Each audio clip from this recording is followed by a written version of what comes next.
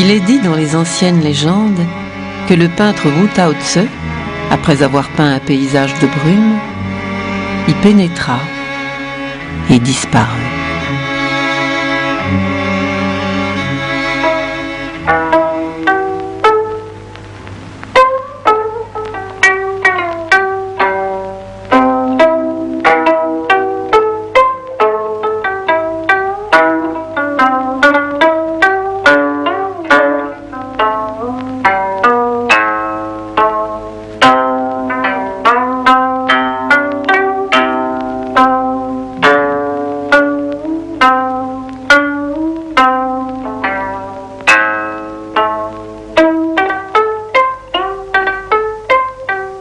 Des montagnes séparées par des nappes de nuages. Au-dessous, un plateau couvert d'une forêt. Un torrent surgit entre les arbres, puis tombe en cascade du haut d'une marche. À droite, un grand rocher aux plis inclinés. Une cabane ouverte sur une clairière. À gauche, une falaise aux maigres végétations. Une petite rivière, née de la cascade, serpente dans un défilé, puis s'élargit. Un îlot où poussent quelques arbres. En bas, un plan d'eau bordé de rochers et de touffes de roseaux. À gauche, 6 colonnes de caractères chinois. Enclin à la paresse et accablé de tourments, j'ai été sur le point d'enterrer mon pinceau et de brûler ma pierre à encre, de m'anéantir, de quitter mon enveloppe charnelle. Mais je n'ai pu y parvenir. Dans l'abandon à la solitude, mes pas me conduisirent jusqu'au studio d'un ami. Là, je vis tour à tour des peintures authentiques, de Ni, de Huang, de She, de Tong. Mes jours dès lors s'écoulèrent au gré des impressions que j'en conservais. Et bientôt, je recouvrais le sommeil et la saveur des mets. Que l'agate rouge et la cornaline jaune, pris de bien des recherches, sont choses auxquelles il n'est pas facile de renoncer. C'est ce que j'ai appris de cette épreuve. À l'automne de l'année Zinrai, au pied du mont Jinting, Shetao, le moine de la montagne Ji. L'année Zinrai est l'année 1671. Shetao, le nom du peintre. Juste au-dessous, un sceau rouge portant un autre de ses pseudonymes, Lao Tao, le vieux taoïste.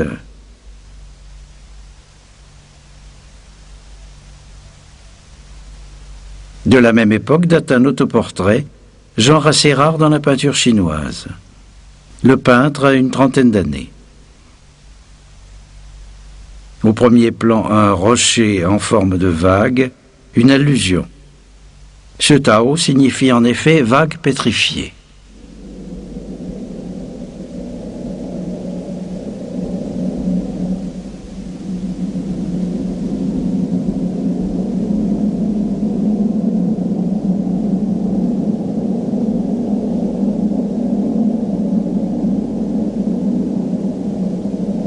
C'est dans les régions qui bordent le cours inférieur du fleuve Yangtze que Zhu Roji, le futur Shetao, a passé son enfance.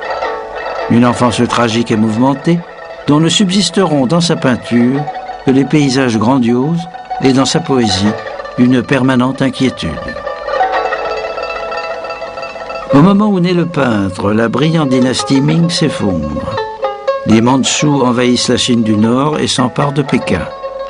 Le père du peintre, apparenté aux Ming, résiste. Il est tué avec sa famille par les partisans d'un autre prétendant. Seul Zhu Huoji, âgé de 3 ans à peine, échappe au massacre. Emmené par un serviteur, il vivra caché puis errant de monastère en monastère.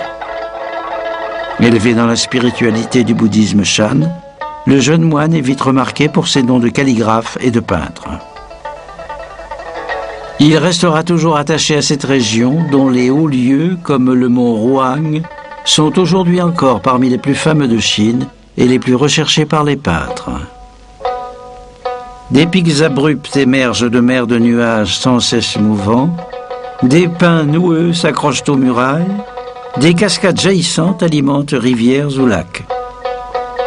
Partout des chemins dallés, des marches taillées à flanc de falaise joignent terrasses, rochers fantastiques, monastères, cabanes d'ermites. Après une dizaine d'années passées à Wuchang sur le fleuve et un séjour auprès d'un grand maître, She Tao s'installe à Zhuangshang. Entre-temps, la dynastie mandchoue des Qing s'est établie, la paix est revenue. L'empereur avait chargé Li Suxiun de peindre les paravents de son palais. Le peintre y plaça des scènes de montagne et d'eau qui firent l'admiration de tous. Un jour, l'empereur convoqua le peintre pour se plaindre. « Les cascades que vous avez peintes font trop de bruit. Elles m'empêchent de dormir. » La peinture en Chine est indissociable de l'écriture. Elle utilise le même instrument, le pinceau, et les mêmes supports, papier ou soie. Écriture et peinture voisinent presque toujours. L'écriture est l'art d'assembler les traits pour décrire tout l'univers. À l'origine, les pictogrammes étaient des représentations des choses. La montagne, 3 sommets. L'idéogramme en garde le souvenir. De même, arbre, eau, homme, soleil, lune. En évoluant, les idéogrammes ont représenté l'essence des choses ou les relations entre les objets, entre les êtres. Le verbe se reposer, un homme à côté d'un arbre. La lumière, le soleil et la lune côte à côte. En chinois, le paysage se dit shan shui, c'est-à-dire montagne et eau. Le paysage, genre principal en peinture, combine toujours ces 2 éléments. C'est leur opposition même qui détermine la composition.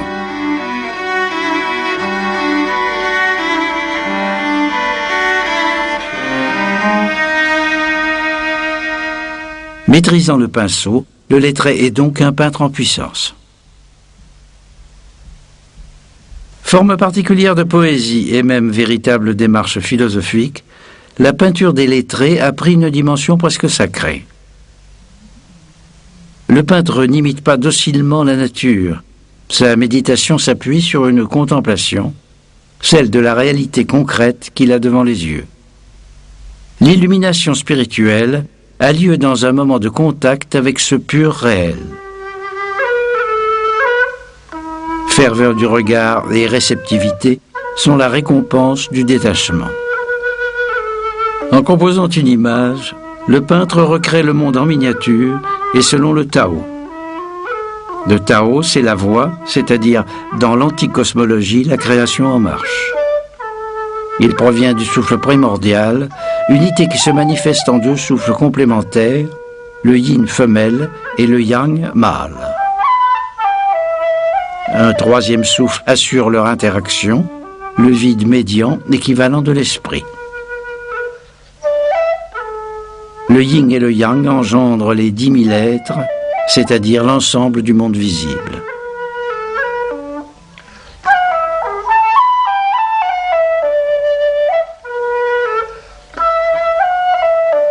La peinture exprime la grande règle des métamorphoses du monde, la beauté essentielle des monts et des fleuves dans leur forme et leur élan, l'activité perpétuelle du créateur, l'influx du souffle yin et yang. Par le truchement du pinceau et de l'encre, elle saisit toutes les créatures de l'univers et chante en moi son allégresse.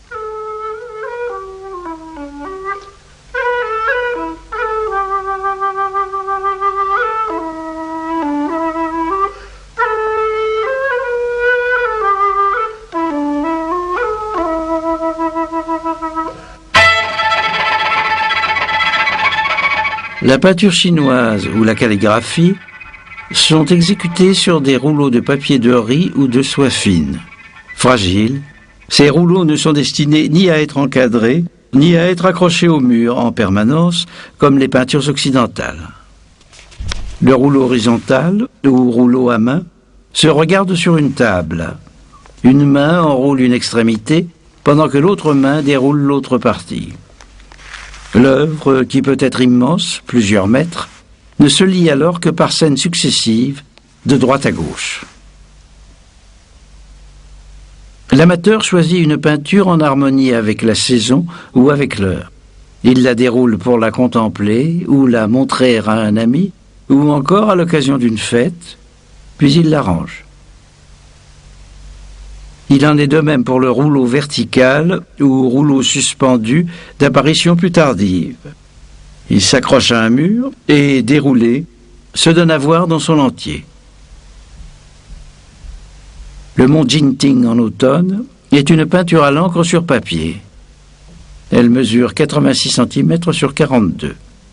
Elle a été collée sur une longue pièce de soie s'enroulant autour d'un cylindre de bois. Comme pour tant d'autres précieuses peintures, son déroulement est à vivre par le spectateur comme une expérience irremplaçable, un moment exceptionnel où se déploie un espace-temps, celui qu'a vécu l'artiste lui-même, lorsqu'il communiait avec l'essence de la création et participait au Tao.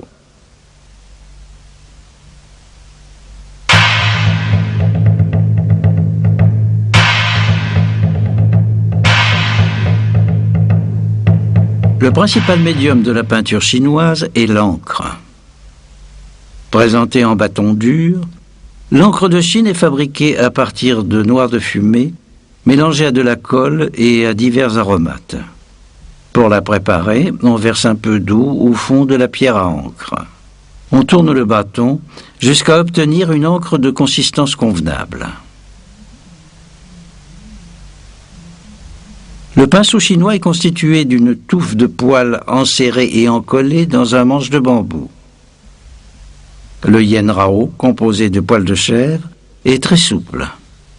Le lan rao, de poils de loup ou de cerf, plus raide, permet les traits les plus aigus.